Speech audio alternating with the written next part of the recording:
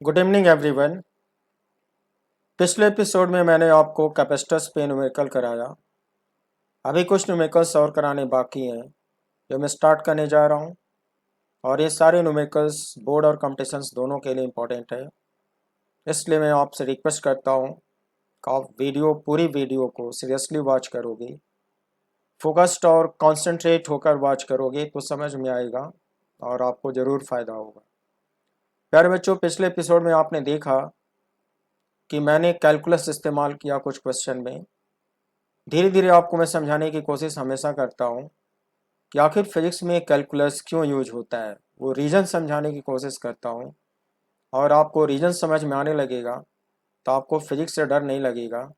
Physics में mathematics को क्यों मिक्स किया जाता है, ये आपको बात धीरे धीरे समझ में आएगी। तो ऐसा ही कुछ मैं आज भी करूँगा, आप देखिए फिर।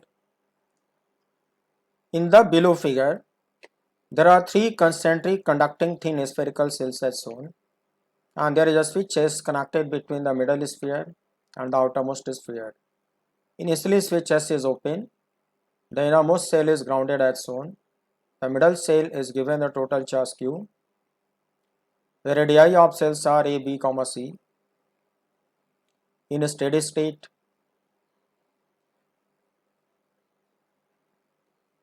find out the redistributed charge on each surface if the switch S is sorted. Also find out the net electric field E at R greater than C. प्यारे बच्चों, ये जो मैं आपको पढ़ा रहा हूँ ये मैं अपनी बुक से पढ़ा रहा हूँ जिसका टाइटल है इलेक्ट्रोस्टैटिक्स एंड कैपेसिटर्स वॉल्यूम 1। और इस बुक को मैं पब्लिश कर चुका हूँ ई बुक के फॉर्मेट में अमेज़ॉन पे पब्लिश किया हूँ, और पेपर बैक प्रिंट बुक के फॉर्मेट में notionpress.com पे पब्लिश किया हूँ। और दोनों लिंक मैं आपको व्हाट्सएप पे शेयर किया हूँ। और जो लोग इस वीडियो को फर्स्ट टाइम वॉच कर रहे हैं वो इस वीडियो की शुरुआत में मैंने जो अपनी वेबसाइट की लिंक दी है उस लिंक पर जाकर भी आप इस बुक को ऑर्डर कर सकते हो या सब्सक्राइब कर सकते हो। ये बुक फॉर्मेट में इसलिए बना रहा हूँ कि इसमें वीडियो में मैं आपको सारा एक्सप्लेनेशन सिखा दूंगा, इससे आपको कॉन्सेप्ट समझ में आ जाएगा। लेकिन रिवीजन करने के लिए आप एक बुक ऑर्डर करके अपने टेबल पर रख लो, उससे आपको एग्ज़ाम टाइम में रिवीजन करना ईजी होगा। क्योंकि एक एक घंटे का वीडियो रिवाइज करना एक रात में 2 रात में पॉसिबल नहीं होता, इसलिए बुक तो आपके टेबल पर होनी ही चाहिए। फिर कुछ बच्चे कहते हैं कि सर आपका एक चैप्टर इतना महंगा हो जाता है। जैसे इस बुक की जो प्रिंट बुक की प्राइस है वो 30% डिस्काउंट के बाद लगभग 950 रुपये है। कुछ बच्चे कहते हैं सर 600-700 रुपये में तो पूरी टेक्स्ट बुक आ जाती है, आपका एक चैप्टर इतना महंगा क्यों है। प्यारे बच्चों, मैं आपको बताना चाहता हूँ कि जो लोग महंगी कोचिंग में पढ़ते हैं, अच्छा कंटेंट उनको मिलता है, 70-80 हज़ार 90 हज़ार वो कोटा में जाकर फीस देते हैं, तो उनको 3 सब्जेक्ट में कम से कम 30-40 हज़ार का स्टडी मटेरियल दिया जाता है। यानी कि ऑन एवरेज पर सब्जेक्ट 10 हज़ार का स्टडी मटेरियल वो कोचिंग वाले देते हैं।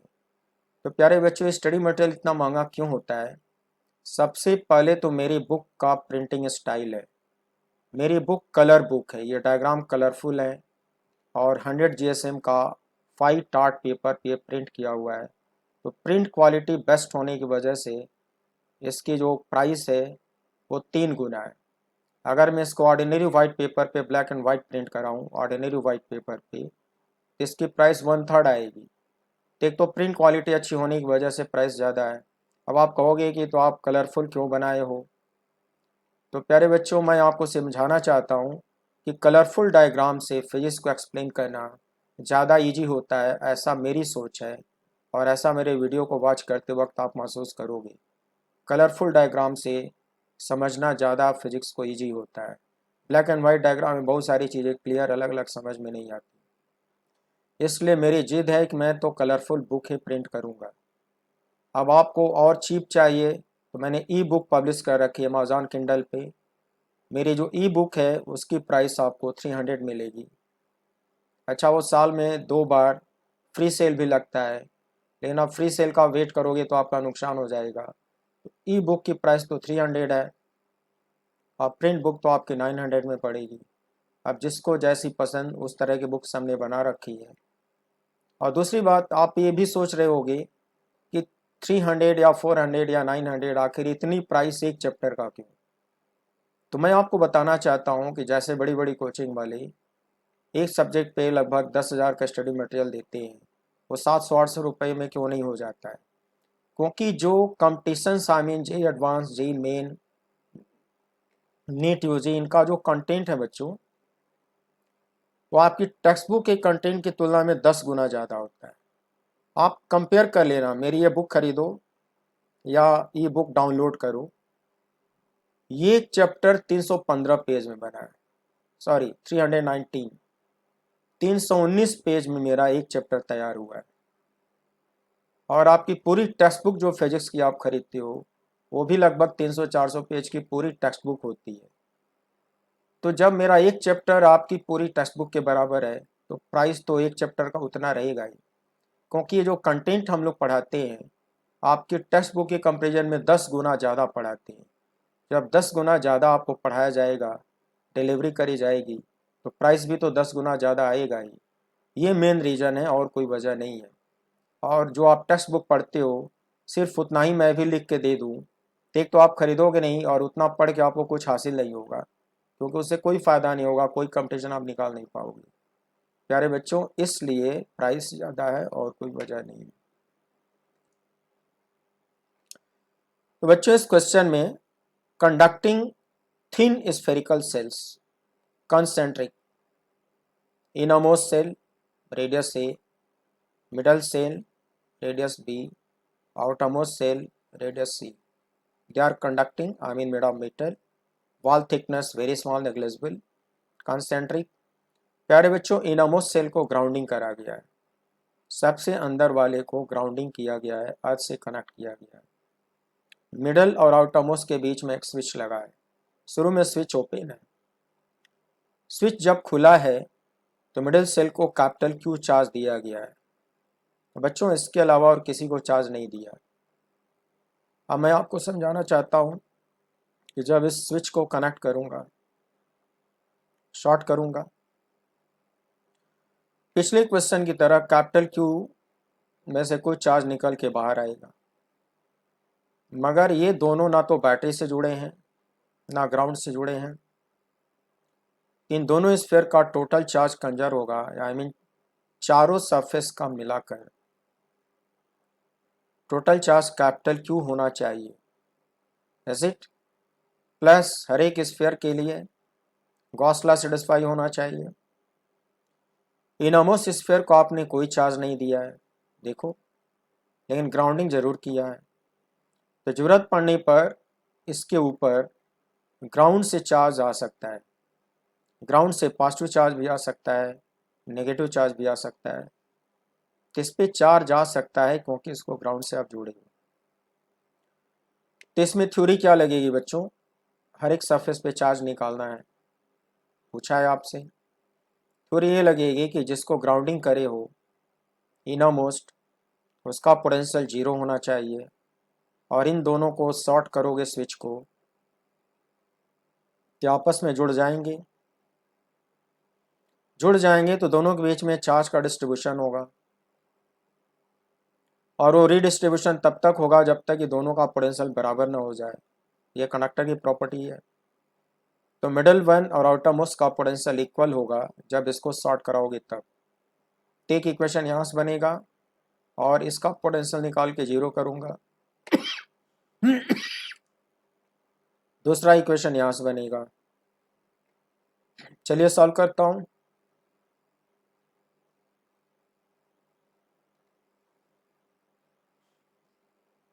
बच्चों जैसा पिछले क्वेश्चन मैंने समझाया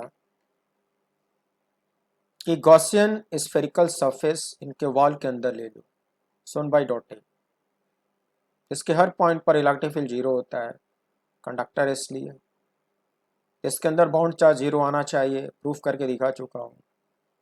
मिडल सेल एक गॉसियन सरफेस इसमें बना दो, इसके अंदर भी बाउंड चार्ज 0 आना चाहिए। आउटरमोस्ट सेल एक गॉसियन सरफेस उसके अंदर ले लो, वॉल के अंदर, इसके अंदर भी बाउंड चार्ज 0 आना चाहिए। तो गॉस लॉ की कंडीशन में सेटिस्फाई करा रहा हूँ। इसके अंदर बाउंड चार्ज 0 का मतलब यहाँ पे 0 दिखाओगे, यहाँ कोई चार्ज नहीं होगा। लेकिन तुम दावे के साथ नहीं कर सकते कि यहाँ कुछ नहीं होगा। शुरुआत में तुम्हें मालूम नहीं कि यहाँ क्या होगा। एक कानून दिखा दो। सपोज इसके आउटर सरफेस पे टोटल चार्ज स्मॉल क्यू है, तो स्मॉल क्यू दिखा दो। अब ये कहाँ से आया होगा? ये ग्राउंड से आया होगा जरूरत पड़ने पर। आ भी सकता है, कंफर्म नहीं है, तो मैंने एक कानून दिखा दिया। अब इसके अंदर बाउंड चार्ज 0 होना चाहिए, तो यहाँ क्यू दिखाया हूँ, तो यहाँ माइनस क्यू दिखाऊंगा। बच्चों ये माइनस क्यू पूरे पे फैल जाता है, यूनिफॉर्मली डिस्ट्रीब्यूट हो जाता है। इसको मान के चलो कि पूरे पे फैला हुआ है, तो बाउंड चार्ज 0 हो गया। अब बच्चों यहाँ पे क्या होगा? यहाँ पे इससे अलग कुछ हो सकता है, कुछ डिफरेंट हो सकता है। दरअसल इसको आपने कैपिटल क्यू दिया था, तो अभी शॉर्ट करने के बाद कैपिटल क्यू का कुछ पोर्शन बाहर जाएगा। शुरू में आप कंफर्म नहीं हो कि 100% जाएगा कि पार्सली जाएगा। जब कंफर्म नहीं हो तो यहाँ पे कानून क्यू डैश दिखा दो, और क्यू डैश आप पूरे सरफेस पे फैला हुआ मानोगे। फिर जो थर्ड स्फीयर है इसके अंदर बाउंड चार्ज 0 होना चाहिए। जब यहाँ क्यू डैश दिखाओगे, यहाँ माइनस क्यू डैश दिखाओगे, तभी बाउंड चार्ज 0 आएगा। अब प्यारे बच्चों आउटर मोस्ट सरफेस पर क्या दिखाओगे? इसका लॉजिक है कि मिडल स्फीयर और आउटर मोस्ट स्फीयर, इन दोनों को ना तो बैटरी से जोड़े हो, ना ही ग्राउंडिंग करे हो, इन दोनों का मिलाकर टोटल चार्ज कंजर्व होगा। और शुरू में आपने इसको कैपिटल क्यू दिया था, इन दोनों के 4 सरफेस होंगे, और चारों सरफेस का मिलाकर टोटल चार्ज कैपिटल क्यू होना ही चाहिए। तो प्यारे बच्चों कैपिटल क्यू कंजर्व कराने के लिए यहाँ पे आएगा capital Q plus small Q. Cross check कर लो, चारों सरफेस को सम करो। सम करने पर कैपिटल क्यू अगर मिल गया तो आपने डिस्ट्रीब्यूशन सही दिखाया, और अगर कैपिटल क्यू नहीं मिला तो आपने डिस्ट्रीब्यूशन गलत दिखाया। चारों को जोड़ता हूँ, minus Q plus Q dash, minus Q dash plus Q plus Q. तो बच्चों ये दोनों कैंसिल आउट हो जाएंगे, ये दोनों कैंसिल आउट हो जाएंगे, खाली कैपिटल क्यू बचेगा, यानी कि आपने डिस्ट्रीब्यूशन सही दिखाया है। तो अल्टीमेटली इस डायग्राम में कितने अननोन हुए? एक का नोन स्मॉल क्यू हुआ, दूसरा क्यू डैश हुआ। सॉल्व करने के लिए दो इक्वेशन, कैसे बनेंगे इक्वेशन? एक इस पे पोटेंशियल निकालूंगा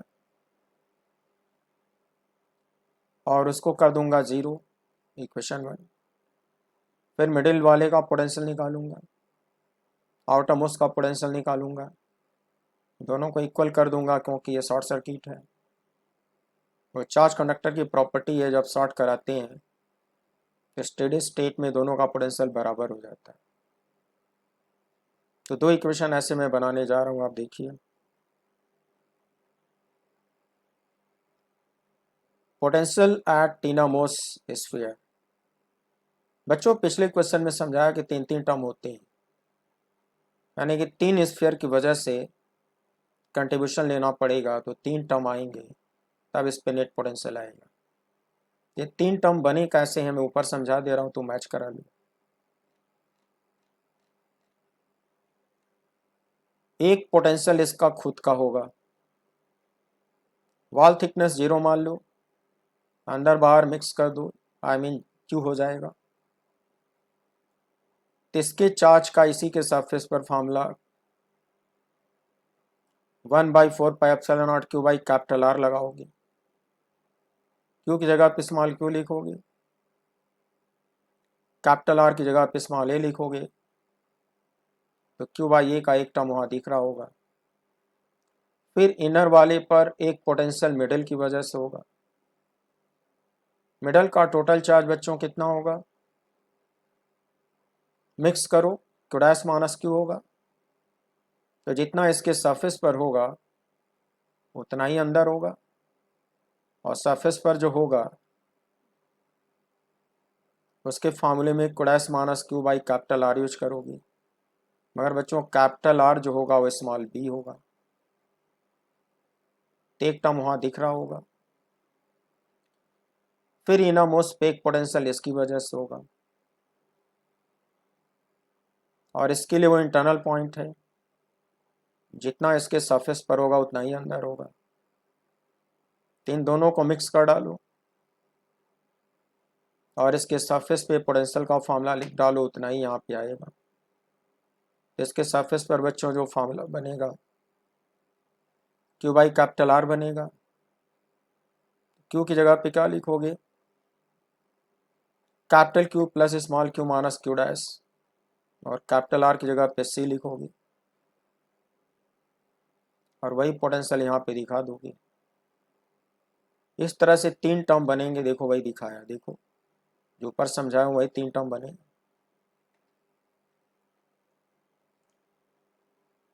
अल्टीमेटली इनरमोस्ट पे नेट पोटेंशियल निकाल के जीरो कर दो, इस पूरे ब्रैकेट को जीरो कर दो,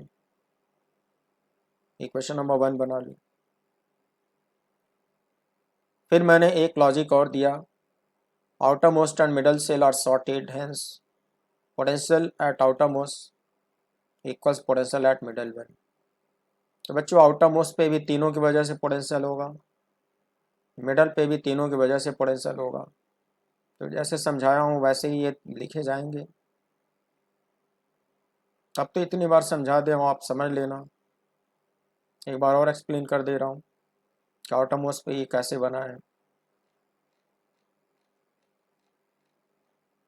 बच्चों आउटर मोस्ट पे जो पोटेंशियल होगा एक तो इसका खुद का होगा, तो खुद का ये दोनों चार्ज मिक्स कर दो और कैपिटल आर की जगह पे सी ले लो। तो एक टर्म आएगा capital Q plus small Q minus Q dash by C. फिर आउटर मोस्ट पे एक पोटेंशियल मिडल का होगा, मिडल के लिए एक्सटर्नल पॉइंट है तो formula Q by small R use होगा। स्मॉल आर की जगह पे बच्चों सी इस्तेमाल होगा, और क्यू की जगह पे क्यू डैश माइनस क्यू इस्तेमाल होगा। फिर यहाँ पे एक पोटेंशियल इसका होगा, और इसके लिए भी एक्सटर्नल पॉइंट है, formula Q by small R use होगा। फिर स्मॉल आर की वैल्यू सी आएगी, और क्यू की जगह पे जीरो प्लस क्यू आएगा। तीनों फार्मूले में डिनोमिनेटर में सी आ रहा है, तो आउटर मोस्ट पे जो पोटेंशियल लिखोगे देखो तीनों में सी आएगा। जब मिडल स्फीयर में पोटेंशियल निकालोगे तो भी तीन टर्म आएगा, अब दो टर्म में बी आएगा, एक टर्म में सी आएगा। क्यों आएगा देखो, और ये तो कॉमन रहता है, ये इसको दिमाग में भर लो, हम लोग केवल इसी को एक्सप्लेन करेंगे, ये तो कॉमन रहेगा ही। दो में बी क्यों आएगा, एक में सी क्यों आएगा देखो। बच्चों जब मिडल पे आप पोटेंशियल निकालोगे तो कि इसका खुद का होगा, इसका खुद का जो होगा उसमें Q by capital R formula चलेगा। क्यू की जगह पे क्यू डैश माइनस क्यू लिखोगे, और कैपिटल आर की जगह पे बी लिखोगे। फिर यहाँ पर एक पोटेंशियल अंदर वाले की वजह से होगा, इसके लिए एक्सटर्नल पॉइंट है, यहाँ formula Q by small R चलेगा, और स्मॉल आर की जगह पे बच्चों बी इस्तेमाल होगा, और चार्ज की जगह पे जीरो प्लस क्यू इस्तेमाल होगा। देखो बी दो बार आया। फिर यहाँ पे एक पोटेंशियल इसकी वजह से होगा, ऐसे, मगर इसके लिए ये तो इंटरनल पॉइंट है, जितना इसके सरफेस पर होगा उतना ही अंदर होगा। इसके सरफेस पे पोटेंशियल लिखते वक्त Q by capital R formula use होगा, कैपिटल आर की जगह पे सी इस्तेमाल होगा, और क्यू की जगह पे इन तीनों का sum capital Q plus small Q minus Q dash, इसको जोड़ोगे तो दो टर्म में बी आएगा, एक टर्म में सी आएगा, वही तीन टर्म वहाँ लिखा हुआ है। देखो समझा दिया, ये कैंसिल आउट होगा, फिर ब्रैकेट में क्या होगा, ये दोनों कैंसिल आउट होंगे। उसके बाद क्या होगा,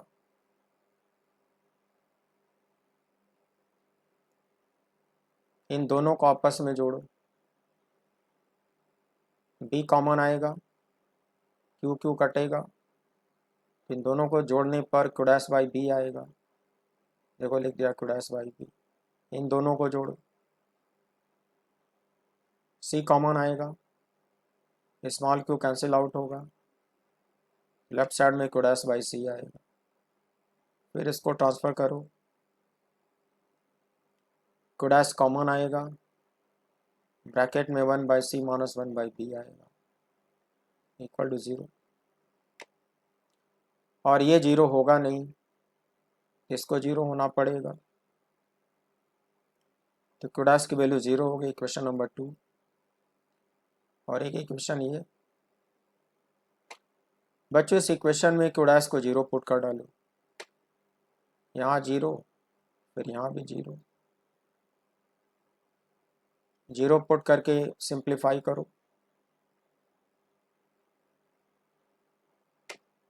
देखो 0 पुट किया,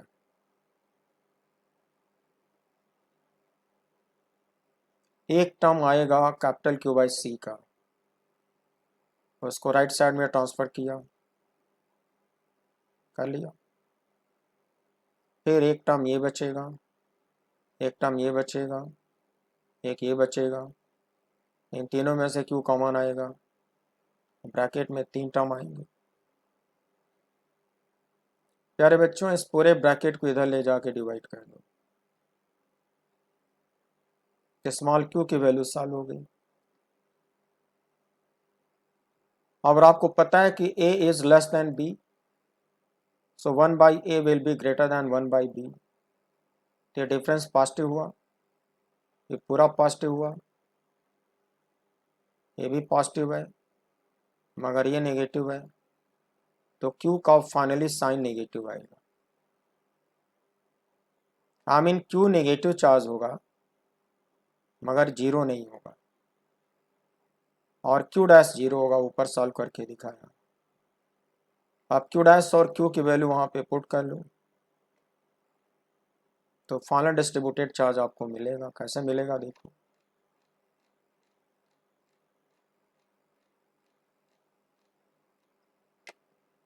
q डैश 0 प्रूफ कर चुके हो और इसको नेगेटिव प्रूफ कर चुके हो, इसका मतलब यहाँ पे चार्ज नेगेटिव आएगा, यहाँ पे इक्वल एंड अपोजिट पॉजिटिव आएगा, फिर यहाँ 0 आएगा, यहाँ भी 0 आएगा, यहाँ पे क्यू के नेगेटिव वैल्यू पुट करके इसको सॉल्व कर लेना।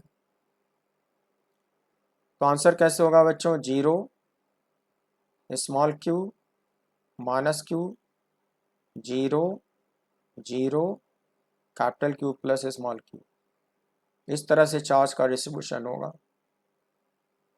अब आपको स्मॉल क्यू की वैल्यू पुट करके सिंप्लीफाई कर लेना है, सॉल्व हो गया।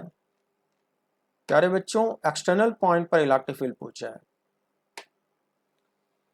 स्फेरिकल सिमेट्री होने की वजह से Gaussian surface shown by green colour spherical लेना होगा, और ये स्मॉल आर दिखाओगे, छोटा सा ds वेक्टर ले लो, ds normally outward, electric field normally outward, इसके अंदर बाउंड चार्ज निकालो। बच्चों इसके अंदर जो बाउंड चार्ज होगा इन सभी का सम होगा, इन सबको सम करूंगा तो बाउंड चार्ज आएगा। अब सबको सम करने से क्या आता है देखो,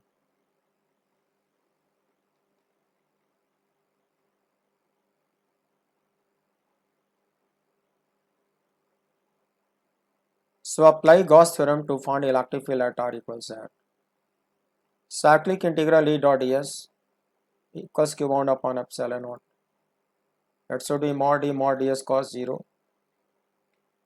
देखो बच्चों 6 सरफेस है, सबका चार्ज मैंने यहाँ पे जोड़ दिया,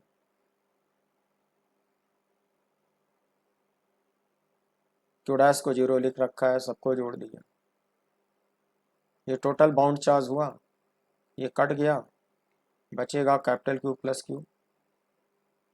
राइट साइड में इतना आएगा, ये कांस्टेंट है बाहर आएगा। इसका फिजिकल मीनिंग क्या होता है? Total Gaussian surface area that is 4πr² equals Q plus Q upon epsilon not. इसको डिवाइड कर दो, given electric field equals this. अब प्यारे बच्चों एक काम आपके लिए छोड़ देता हूँ कि स्मॉल क्यू की वैल्यू पुट कर लेना। स्मॉल क्यू की वैल्यू इतनी डिराइव हो चुकी है, यहाँ भी पुट करके सिंप्लीफाई कर लेना to get to electric field. Done. तो स्फेरिकल कॉम्बिनेशन से आपको डरना नहीं चाहिए, जो बेसिक है इतना ही है जो मैंने सिखाया है। फिर भी मैं कुछ क्वेश्चन और करा रहा हूँ। In the below figure there are two concentric conducting thin spherical cells as shown. There is a switch S connected between the inner sphere and the outer sphere. Initially, switch S is open. The inner cell is given the total charge Q. The radii of cells are A and B. In a steady state, find out the redistributed charge on each surface if the switch S is sorted. बच्चों इसमें ये बोला गया कि ये conducting cell है, wall thickness very small, inner and outer, दोनों के बीच में स्विच एस है ओपन है, रेडियस ए और बी है। इनर को टोटल चार्ज कैपिटल क्यू दिया, पूछा है कि इसको सॉर्ट कराने के बाद रीडिस्ट्रीब्यूटेड चार्ज बताओ। आई मीन जो इसमें चार सरफेस बनेंगे 1 2 3 4, इन चारों पे स्टेडी स्टेट में रीडिस्ट्रीब्यूटेड चार्ज निकालो। तो बच्चों मैं प्रूफ करके दिखाने जा रहा हूँ। कैपिटल को अंदर वाले को दिया गया, कोई ग्राउंडिंग नहीं है। जब इसको सॉर्ट करोगे मैं प्रूफ करके दिखाऊंगा कि अंदर वाले स्फीयर का 100% चार्ज इस रास्ते से कंडक्ट होकर बिल्कुल आउटरमोस्ट सरफेस पर चला आता है। ये मैं प्रूफ करके दिखाऊंगा। यही property Van de Graaff generator में इस्तेमाल होती है। अंदर वाले कंडक्टर का पूरा चार्ज निकल के बाहर चला आता है। Van de Graaff electrostatic generator में यही प्रॉपर्टी इस्तेमाल होती है। तो डेरिवेशन देखो, कैपिटल को यहाँ चलाएगा, आई मीन यहाँ 0, यहाँ भी 0, यहाँ भी 0, पूरा का पूरा कैपिटल को बाहर निकल आता है। कैसे प्रूफ करता हूँ डेरिवेशन देखो।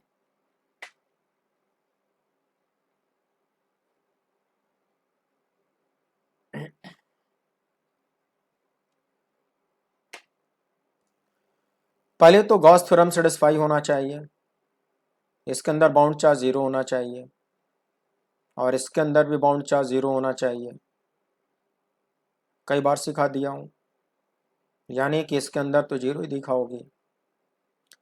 शॉर्ट कराने के बाद मान लो कि शुरू में तुम बिगनर हो, समझ नहीं पा रहे हो कि इसका क्या होगा।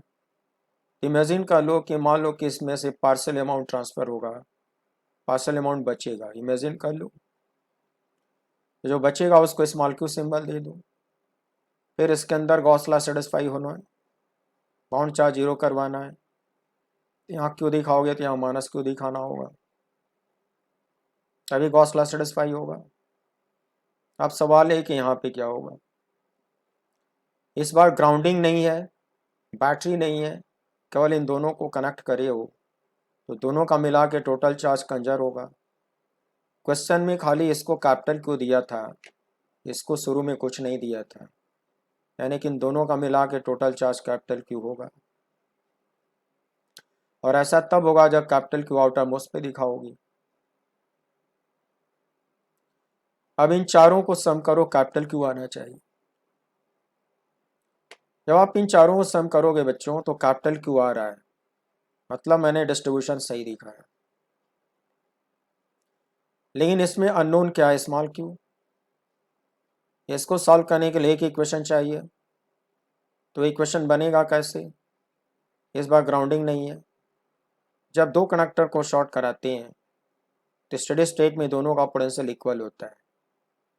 तो दोनों का पोटेंशियल निकाल के इक्वल कर दूंगा, इसकी वैल्यू सॉल्व हो जाएगी। चलो मैं निकालता हूँ।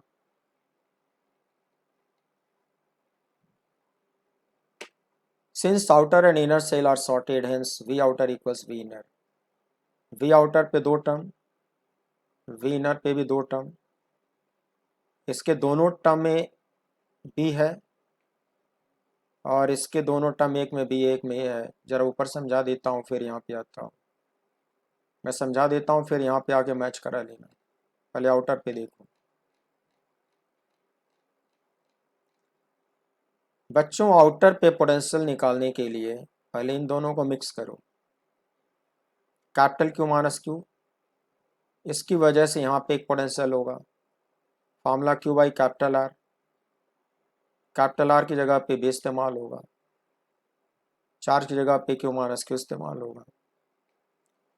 फिर यहाँ पे एक पोटेंशियल इसकी वजह से होगा, मगर इसके लिए ये बाहर का पॉइंट है।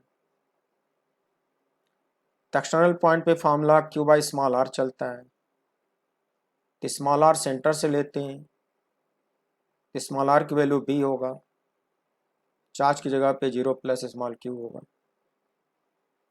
आपने देखा है कि यहाँ पोटेंशियल निकालने में दोनों टर्म में बी इस्तेमाल हुआ। फिर वी इनर, इनर पे नेट पोटेंशियल कैसे निकालोगे? जब यहाँ नेट पोटेंशियल की बारी आएगी तो एक इसका खुद का होगा, खुद का दोनों को मिक्स कर दो 0 प्लस क्यू, और कैपिटल आर की जगह पे स्मॉल ए इस्तेमाल करोगे। फिर यहाँ पे एक पोटेंशियल इसके कारण होगा, और आउटर के लिए इसका हर पॉइंट इंटरनल पॉइंट है, जितना इसके सरफेस पर होगा उतना ही अंदर होगा। इसके सरफेस पर कितना होगा बच्चों? Capital Q minus Q by B इस्तेमाल होगा। तो देखो वही वहां पे लिखा होगा, देखो अब क्या होगा कि ये दोनों कैंसिल हो जाएंगे। उसके बाद यहां से बी कॉमन आएगा,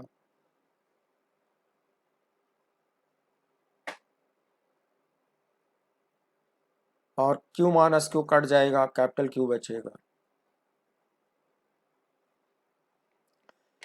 इससे ज़्यादा अच्छा होगा कि इसको दूसरी तरह समझाता हूँ कि ये टर्म कैंसिल आउट हो जाएगा। फर्स्ट टर्म दोनों में एक जैसा है तो कैंसिल आउट हो जाएगा। यहाँ बचेगा क्यू बाई बी, यहाँ बचेगा क्यू बाई, ये बराबर कर दो।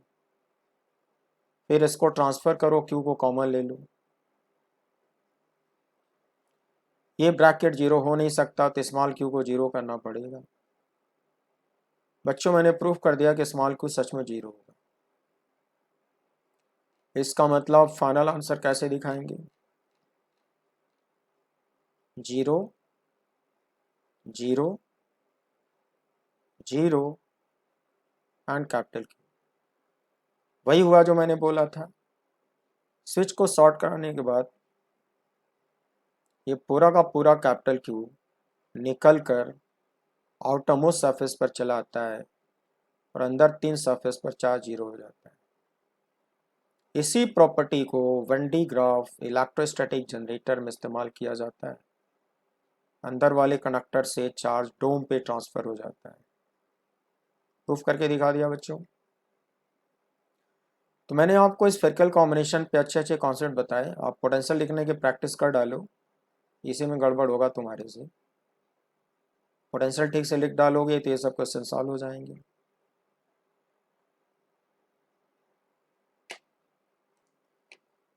कुछ क्वेश्चन मैं आपको सर्किटल नेटवर्क पे कराने जा रहा हूं जिसमें किरचॉफ लॉ यूज होगा।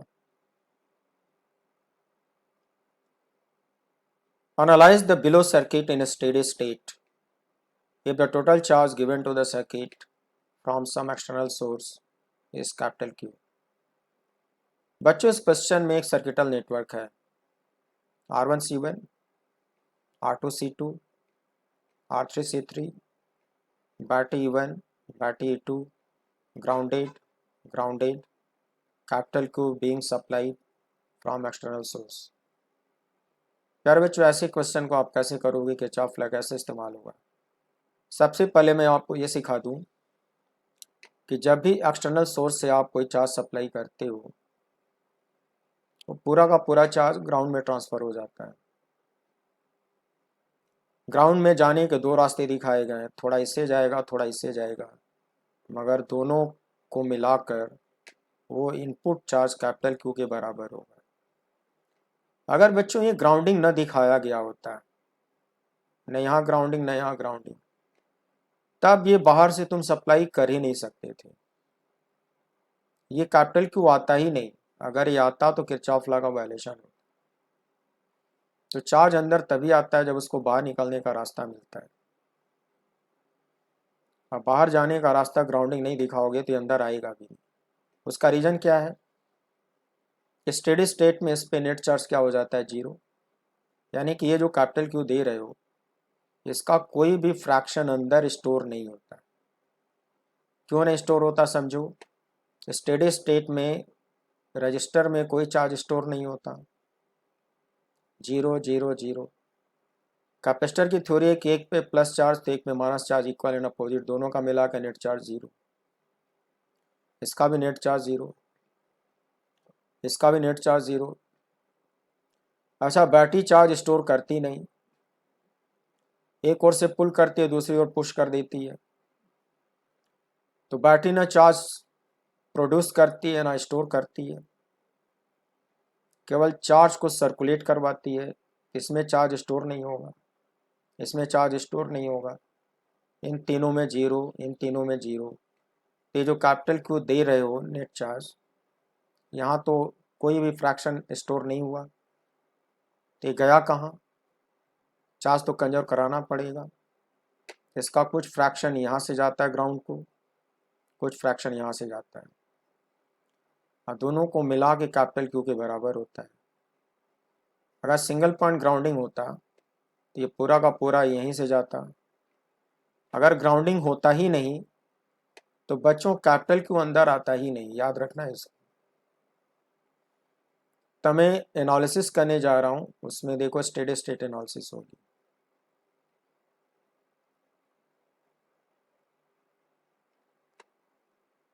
तो मैंने क्या किया, पूरे नेटवर्क को एक सिस्टम बाउंड्री में घेर दिया। इसको मैं बोलूँगा सिस्टम बाउंड्री। कन्वीनियंस के लिए जो वर्टिसेज हैं उसको अल्फ़ाबेटिकल नोटेशंस दे दिया, A M N D C B. Steady state में बच्चों क्या होता है, करंट इलेक्ट्रिसिटी में मैं पढ़ा दूंगा तो समझ में आ जाएगा। स्टेडी स्टेट में जब ये फुल चार्ज हो जाता है, दोनों प्लेट पे चार्ज कांस्टेंट हो जाती है, और लेफ्ट साइड में करंट जीरो हो जाती है, राइट साइड में करंट जीरो हो जाती है, up to the next junction current zero हो जाती है, कोई करंट नहीं होगी यहाँ तक। तो स्टेडी स्टेट में इधर भी करंट जीरो, तो यहाँ तक current zero. Due to same reason steady state में इन दोनों पे चार्ज फिक्स हो जाएंगे। Left side current zero, right side current zero, यहाँ तक जीरो। फिर नीचे आ जाओ, ये भी चार्ज हो जाएगा, चार्ज फिक्स हो जाएंगे। फिर लेफ्ट साइड में current zero, up to the next junction, यहाँ भी करंट जीरो। तो बच्चों स्टेडी स्टेट में करंट जीरो हो जाएगी जब यहाँ से यहाँ तक जीरो और यहाँ से यहाँ तक जीरो, सोचो, और यहाँ से यहाँ तक जीरो। तो किरचॉफ लॉ को सेटिस्फाई करने के लिए फिर स्टेडी स्टेट में यहाँ भी करंट जीरो आएगी, यहाँ भी करंट जीरो आएगी, और यहाँ भी करंट जीरो आएगी। अब मैं आपको समझाता हूँ कि हो क्या रहा है। माना जा रहा है कि कैपिटल क्यू को ट्रांजिएंट स्टेट में भेजा गया। Transient state zero, time equals T equals zero से लेकर टी इक्वल्स इन्फिनिटी तक होता है। आई मीन कैपिटल क्यू को थोड़ा थोड़ा करके जीरो से इन्फिनिटी टाइम में भेजा गया, उसको ट्रांजिएंट स्टेट बोलेंगे। इस जंक्शन पे दो डायरेक्शन में डिस्ट्रीब्यूट होगा, इधर से Q1 जाएगा और इधर से Q2 जाएगा। किरचॉफ लॉ को सेटिस्फाई करने के लिए junction to junction same charge दिखाती हैं। Q1 को आप यहां तक दिखाओ, जंक्शन के पहले चार्ज चेंज नहीं होता, नहीं तो फर्स्ट लॉ का वायलेशन हो जाएगा। Q2 को अगले जंक्शन B तक दिखाओगी, फिर मान लोगे कि यहाँ Q3 चला गया तो आप 2n दिखाओगी। यहाँ पे किरचॉफ फर्स्ट लॉ यूज कर लो डायरेक्ट, रफली इमेजिन कर लो कि Q2 is more than K3। देखो बच्चों, उससे आंसर फाइनल आंसर पे फर्क नहीं पड़ता, एजम्पशन बनाना पड़ता है। Q2 मोर देन Q3 तो इन दोनों का डिफरेंस नीचे जाना चाहिए, Q2 माइनस Q3 ऐसे जाएगा। यहाँ पे किरचॉफ फर्स्ट लॉ यूज कर लो, इंटरिंग चार्ज Q1 इंटरिंग चार्ज Q3, दोनों का सम Q1 प्लस Q3, तो लिविंग चार्ज भी Q1 प्लस Q3 होएगा। फिर बच्चों आप क्या करो कि ये जो चार्ज ऊपर से आ रहा है इधर को Q4 दिखा दो। देखो एज पर एजम्पशन ये सब पॉजिटिव माने जाते हैं, Q4 positive, Q3 positive, Q1 positive, Q2 positive, लेकिन कभी कभी सॉल्व करने पर ये नेगेटिव आ जाता है। नेगेटिव आएगा तो नेगेटिव ही माना जाएगा, वही आंसर होगा। अभी पॉजिटिव मान के चल रहा हूँ, इधर Q4 दिखा दो, इसको बिगर मान लो, इन दोनों का डिफरेंस ग्राउंड में जाएगा। देखो किरचॉफ फर्स्ट लॉ यूज कर लिया, अब Q4 इधर से इंटरिंग है, Q1 प्लस Q3 ऊपर से इंटरिंग है, तो जो लिविंग होगा ग्राउंड में इन दोनों का सम होगा, तो ग्राउंड में जाएगा Q1 plus Q3 plus Q4, ऐसे जाएगा ये। Is it? बच्चों कहते हैं कि ये जो चार्ज है at a certain instant flow नहीं करता, ये थोड़ा थोड़ा करके गुजरता है, dq dq dq थोड़ा थोड़ा करके गुजरता है, और टाइम लगता है 0 से इन्फिनिटी। लेकिन इस चैप्टर में इन्फिनिटी मिली सेकेंड ऑर्डर की होती है, यानी कि ये टोटल चार्ज कुछ मिली सेकेंड में इस रास्ते से गुजरता है, थोड़ा थोड़ा करके सब मिला के ये Qn है। उसी तरह से ट्रांजिएंट स्टेट में भी थोड़ा थोड़ा करके गुजरता है, ये सब मिला के Q2 है, और ये सब मिला के Q3 है।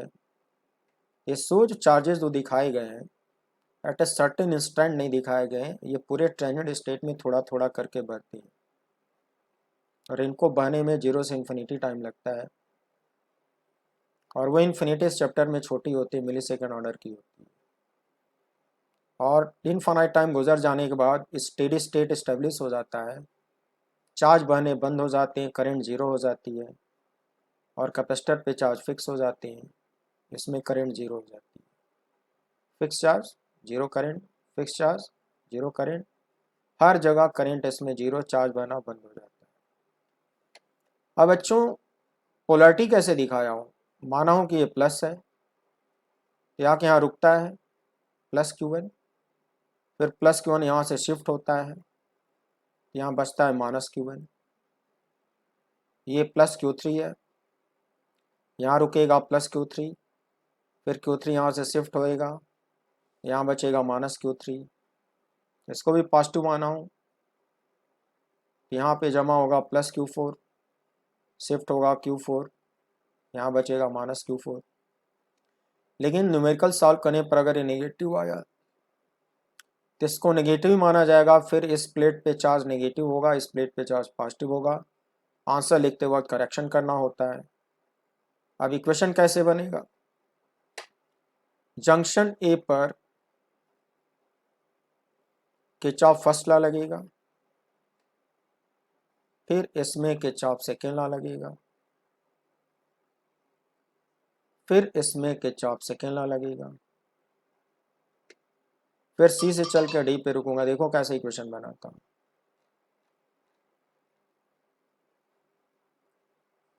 अगर यहाँ किरचॉफ फर्स्ट लॉ लगाते हो तो total entering capital Q, total leaving Q1 plus Q2, got it. और एक लॉजिक जो मैं पहले समझाया हूं जरा वो भी सेटिस्फाई करा दूं।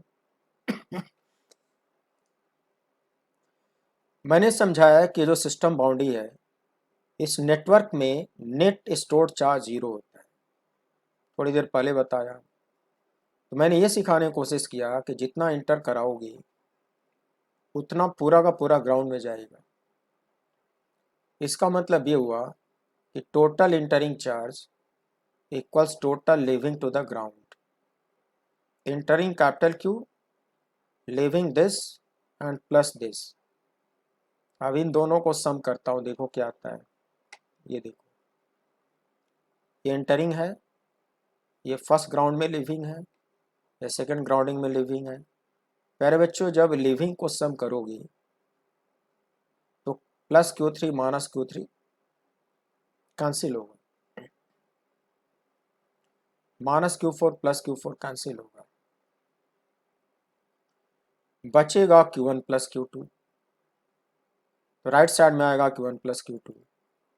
तो बच्चों ये इक्वेशन वही आया जो यहाँ पे मिला था, यानी किरचॉफ फर्स्ट लॉ या तो यहाँ लगा लो या तो ग्राउंड वाला सम कर दो, कैपिटल Q से इक्वेट कर दो, तब भी इक्वेशन वही आता है। आई मीन इक्वेशन रिपीट हो जाता है। इसको 2 बार मत लिखो, एक बार लिखो। ये इक्वेशन 1 हो गया, हो गया। अब इसमें सेकेंड लॉ लगाता हूँ, पूरे लूप में चलूंगा। कैसे चलूंगा? Applying Kirchhoff second law in the close loop AMNBA।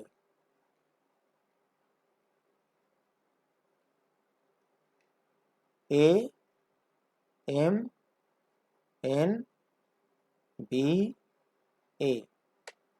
बच्चों स्टार्टिंग पॉइंट A लेता हूँ। मैं सिखाया हूँ कि जहाँ से चलते हैं वहाँ का पोटेंशियल लिख डालते हैं VA। Then we are crossing positive to negative, कहते हैं पोटेंशियल ड्रॉप होता है। कितना ड्रॉप होगा? Minus Q1/C1, minus Q1/C1। Steady state में इसमें करंट 0 है, पोटेंशियल ड्रॉप IR की वैल्यू 0 हो गई। क्वेश्चन स्टेडी स्टेट में सॉल्व हो रहा है बच्चों, तो करंट तो 0 हो जाती है, तो IR की वैल्यू 0 हो गया, छोड़ दो। Move. Now we are going from negative to positive, कहते हैं यहाँ पोटेंशियल बढ़ता है और इक्वल टू में बढ़ता है। इसको क्रॉस करूँगा तो आएगा प्लस C1, जो प्लस C1। अब एन से बाईं तरफ मुड़ जाओ, IR की वैल्यू 0, छोड़ दो। नेगेटिव से पॉजिटिव पे जाते हो, पोटेंशियल इंक्रीज होता है। कितना इंक्रीज होगा? Q3/C2, look plus Q3/C2। Nothing, nothing. Now stop at A पर जाके रुक जाओ। तो जहां रुकते हैं इक्वल के बाद उसका पोटेंशियल फिर से लिखते हैं। VA को VA से ट्रांसफर करा के कैंसिल कराते हैं, 3 टर्म लेफ्ट साइड में आते हैं, रिपीट करते हैं, इक्वल टू 0 से इक्वेशन 2। देखो कितनी आसानी से बन गया। In the close loop B and DC B N D C B। बच्चों इस लूप में B से चलता हूँ क्लॉकवाइज। अच्छा, एंटी क्लॉकवाइज भी चलोगे तो इक्वेशन पे फर्क नहीं पड़ेगा, करके देख लेना। फिलहाल मैं क्लॉकवाइज चलता हूँ। B से चलूंगा तो B का पोटेंशियल पहले लिख डालूंगा, पॉजिटिव से नेगेटिव में ड्रॉप होगा, माइनस Q3/C2। IR की वैल्यू 0, नथिंग, नथिंग। पॉजिटिव से नेगेटिव में जाऊंगा, पोटेंशियल डिक्रीज होगा, माइनस E2।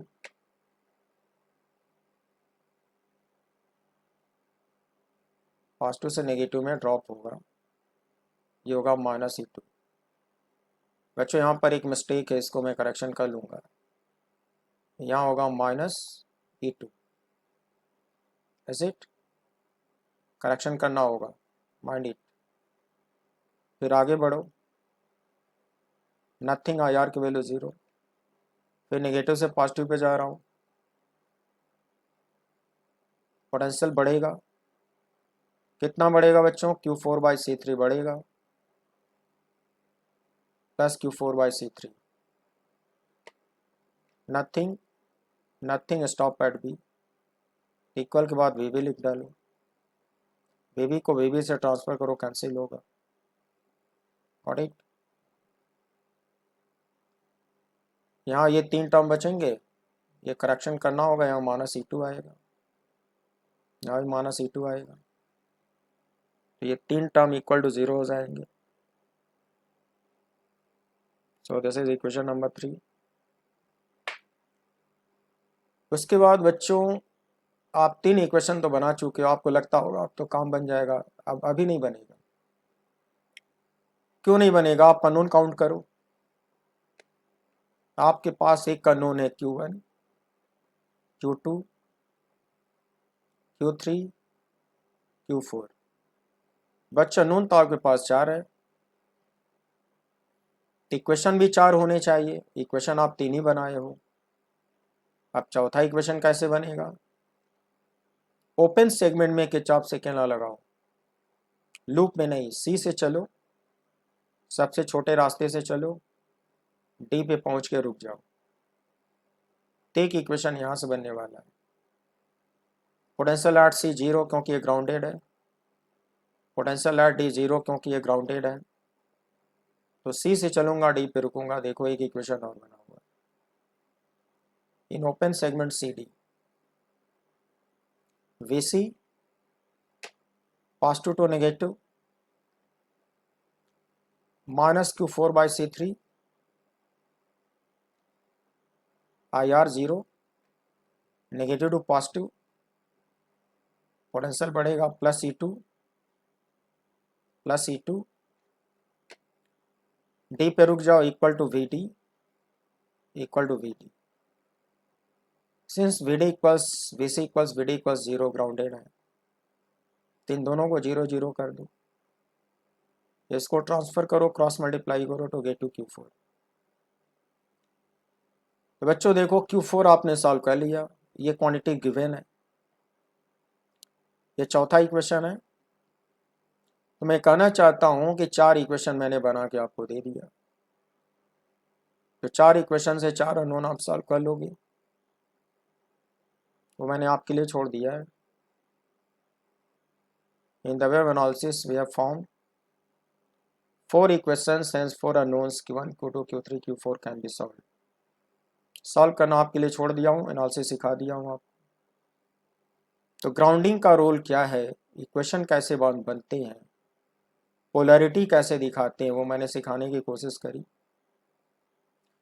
अभी मैं किरचॉफ लॉ पे कुछ स्विच वाले और क्वेश्चन में आपको कराऊंगा, अभी मेरे पास कलेक्शन है।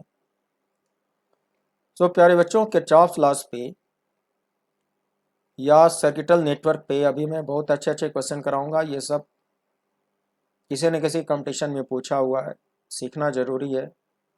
ऐसे क्वेश्चन आपको ग्रेजुएशन लेवल पे मिलते हैं, स्कूल बुक में नहीं दिखता। हमें किरचॉफ लॉ अप्लाई करके बहुत ठीक से समझाऊंगा, लेकिन ऐसे क्वेश्चन थोड़े लेंदी होते हैं। यहाँ कोई ट्रिक नहीं होता, अगर कोई ट्रिक सिखाता भी है तो अगले क्वेश्चन में फेल हो जाता है, क्योंकि जो ट्रिक एक तरह से रटने जैसा हो जाता है, वो हर क्वेश्चन में काम नहीं आता। क्वेश्चन की एक लाइन भी बदल जाएगी तो ट्रिक फेल हो जाता है, इसलिए ओरिजिनल मेथड इसमें सीखना पड़ता है। तो मैं आपको अगले एपिसोड में अभी बहुत अच्छे अच्छे क्वेश्चन कराने वाला हूँ, और आप उसको सीखिएगा ज़रूर।